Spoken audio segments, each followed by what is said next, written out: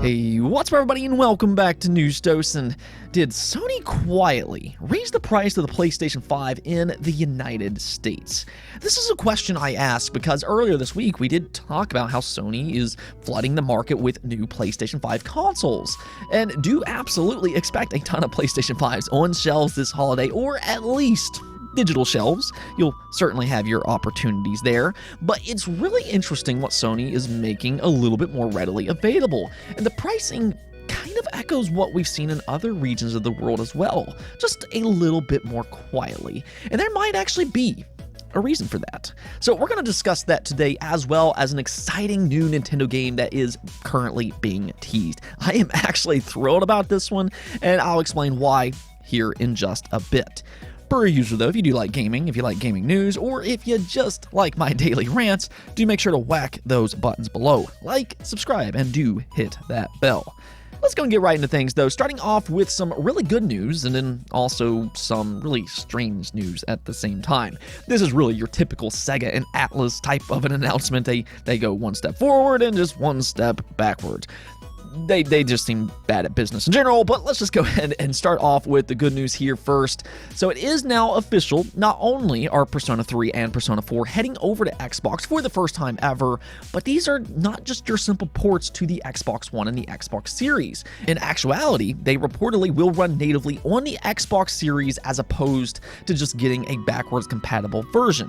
This was posted up by Gamatsu, where they originally said that they had emailed Atlas back in June and asked whether or not these games were going to run natively or not, and they did finally respond, and as you can see here, we now have our answer. They did confirm that the Xbox Series versions run natively, which is absolutely fantastic news. It really just keeps getting better and better for you Xbox fans.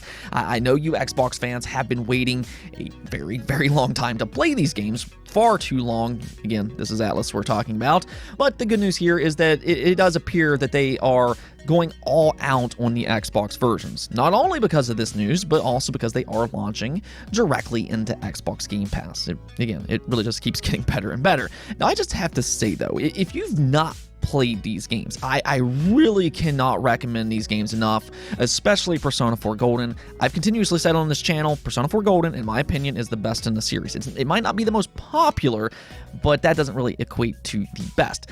But I'm going to just be dead honest here. It is legitimately, possibly my favorite JRPG from a story and character perspective of all time, period. I played this game on the Vita years ago. Love that console, by the way. And you all are in for a real treat when it comes to Persona 4.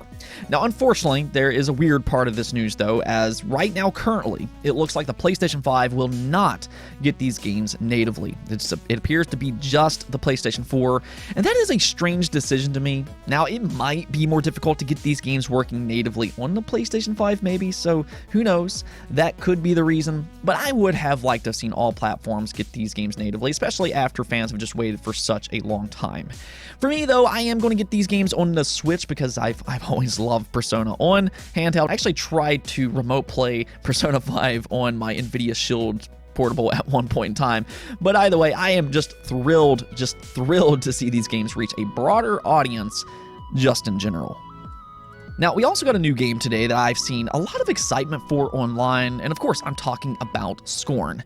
This is a day one Xbox Game Pass title that's also releasing on PC, and this game's always been fascinating. It's certainly a very atmospheric title, and that's always been very clear. I mean, it oozes this just creepy, almost grotesque atmosphere, but it is finally out now, and that means reviews are also rolling out today. So it does seem like Scorn is a little bit polarizing. It does have a 72 overall score on Metacritic with 52 reviews as of this recording. 31 are positive, 17 are mixed, and then 4 are negative. Now, from what I've read online, the way this game is being described is that its atmosphere is amazing. Again, we can kind of see that, but it's a slower paced game with long stretches flashes of just little action which is not necessarily going to jive with everybody. A lot of the things I was actually hearing kind of reminded me of what some people said about Death Stranding. That game also tends to be a little polarizing, though it does have a higher average review score, but it is an atmospheric game that's also slower paced. But I mean, if you are good with that type of game, maybe possibly try Scorn this weekend. That is, after all, the beauty of having something like Xbox Game Pass. Even if you are hesitant or skeptical, you can try it out by simply downloading it yourself, so it might be worth a try.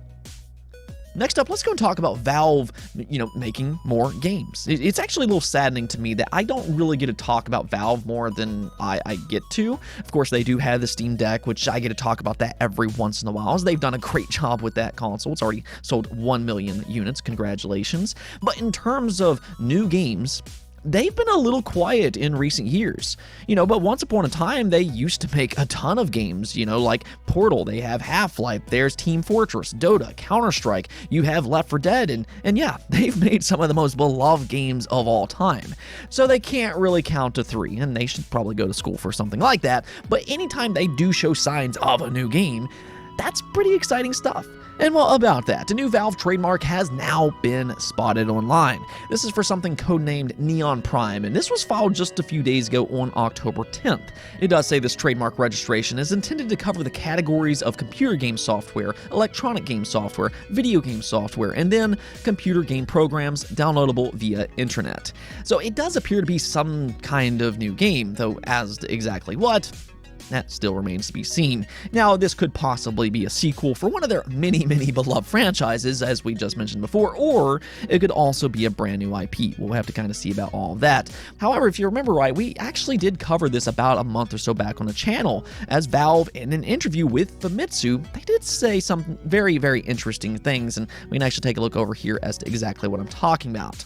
As you can see here, they said, "We're not stopping making games at all. Valve has a lot of games in development. We will continue to release games. Game development is very important to Valve. I don't know the exact numbers, but the percentage of employees involved in game development is high. A lot of people are involved." So, I mean, at the very least, they've already pretty much confirmed they do have several games in development right now, and whatever Neon Prime is, it does appear to be one of those games that they were previously alluding to. Now, interestingly enough, because I know there's always that looming question, in that same interview, they were pressed on if there's any new Half-Life game in development, and their response was, the short answer is yes, there's more to say about the Half-Life world. Alex is a sign that Valve has more to say about the world.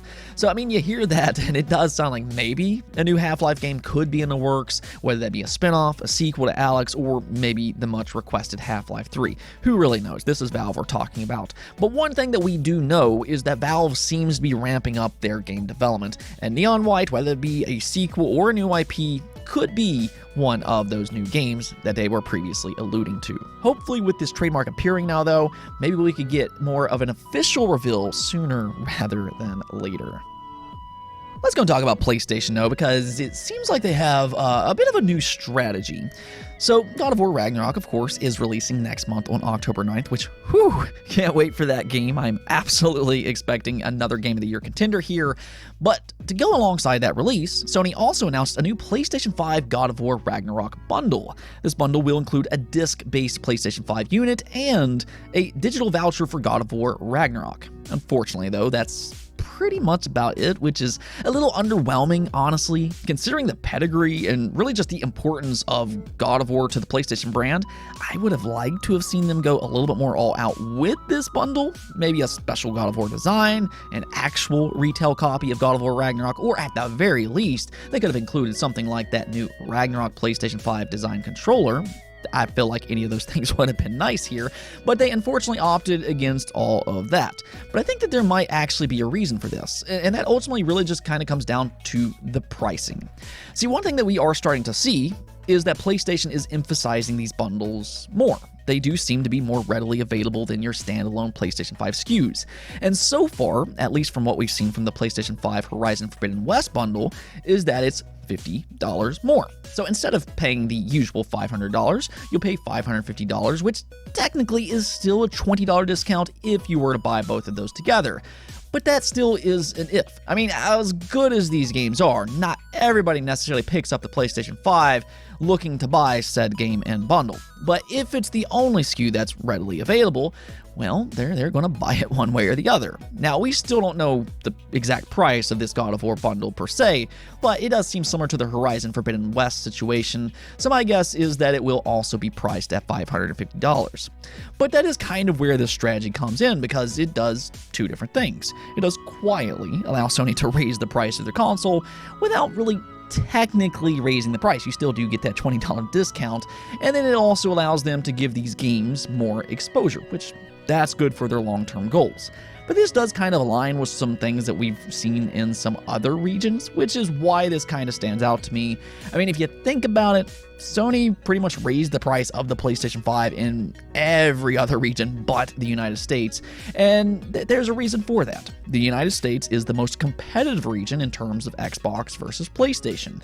So by raising the price here, that's a little bit more risky for Sony as opposed to some of these other places where Sony has a major lead. So that could be why we're suddenly seeing Sony release more of these $550 bundles with digital vouchers instead, and why they're a little bit more readily available. It could just be a new strategy that they have where, I mean, they couldn't raise the price without receiving a lot of backlash for, so they just kind of quietly did it here. Now, they do also have a Call of Duty bundle coming as well, so we'll kind of keep an eye on that and what that price will be. But yeah, with the recent news that Sony is looking to flood the market this holiday with the PlayStation 5, you might see a lot of those bundles over the next couple months. Again, technically, this is a $20 discount. And hey, God of War, if anything, should be a must-have title for any PlayStation fan that picks up this console, or at least if you're old enough to play it. Next up, we got some really exciting news for an IP that was popularized on Nintendo devices being Bravely Default. To this day, I personally think Bravely Default and Bravely Second are among some of the better 3DS titles. I actually adore this franchise for its unique take on turn-based combat that will, and I mean truly test your skills.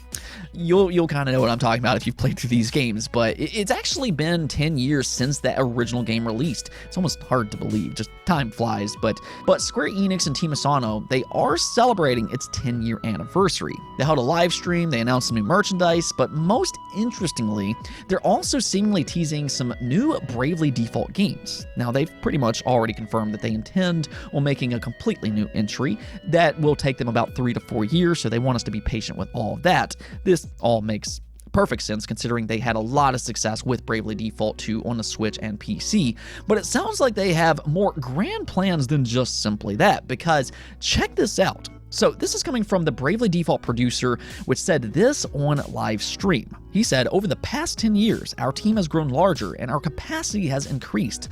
Looking at the opening movie of Bravely Default Flying Fairy, I feel like announcing a remaster of Bravely Default Flying Fairy would be the best possible thing and something fans would desire. But for now, I'm unfortunately unable to announce anything like that. For now, let's just say." So yeah, that seems to be a pretty blatant tease. They want to do a remaster of that original game, which I'd actually really personally like to see. I mean, I've already played through that original game, but I'd like to see it reach a broader audience to really catapult this franchise even further. What I want personally is for this game to have an unquestionable future. There's just no doubt that they will continue on with it, and I think a remaster could possibly help with that. It was a very good game on the 3DS. I enjoyed its story and its combat. I mean, it is absolutely superb, second to none.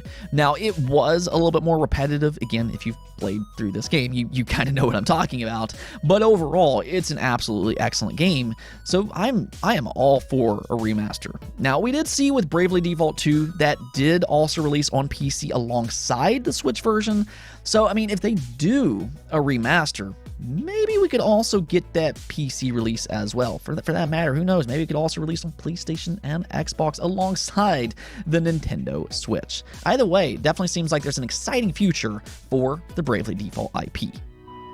Let's go and take a look at the poll of the day, though, and this is something that we talked about the other day, but I really wanted y'all's opinion on this, so I asked you all, how do you feel about Activision Blizzard's attempt to crack down on cheaters and toxicity in competitive multiplayer games by requiring verified phone numbers? And as you can see here, 24% of you said you like it, it's a good idea, 43% of you, being the majority, said you like it, but it has flaws, and then 25% of you said you do not like it. So that's very interesting to me. It does seem like most of you all do feel, at the very least, Activision Blizzard is on the right path here. Maybe they need to make some improvements or some different changes, but you all seem to like the goal of what they're trying to do in theory, and that's something that I think I can agree with. It seems like they do have the right intentions, but they also need to kind of iron out some of the kinks. See, it seems like right now there's two different problems that some fans have with it. On one side, some fans are concerned that by giving away their personal data, that can then be shared, and then the other is that not everybody necessarily has a phone, and Activision Blizzard, they're also not accepting all phone numbers either.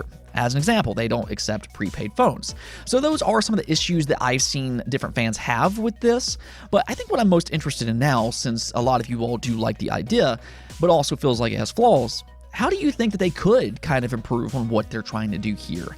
Let me know in the comments below. I didn't really see many suggestions on how to improve this, so I would really enjoy to see some of y'all's comments on that. Danny Staten, though, did say this in the comments the other day. Maybe people could choose to only play with verified users, so it is something you opt into.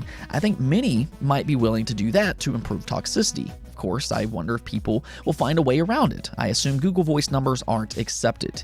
So that is one idea. That way, for people who are tired of cheaters or toxicity, they can just simply opt in with a verified number. That kind of reminds me of how some fighting games handle different situations where if a player, they kind of keep leaving games over and over and over again, then they can start putting quitters with other quitters. It kind of punishes those players.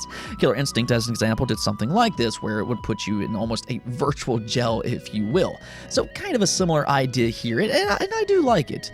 I do wonder, though, on how much this would divide the community, though, but overall, I think Danny Staten did make a pretty good, well thought out comment here. Anyways, though, that's it for this episode, but if you liked the video, don't forget to hit the bell notification and subscribe button for more content just like this. Also, if you'd like to support the channel through Patreon, thank you for making this content possible. Peace out.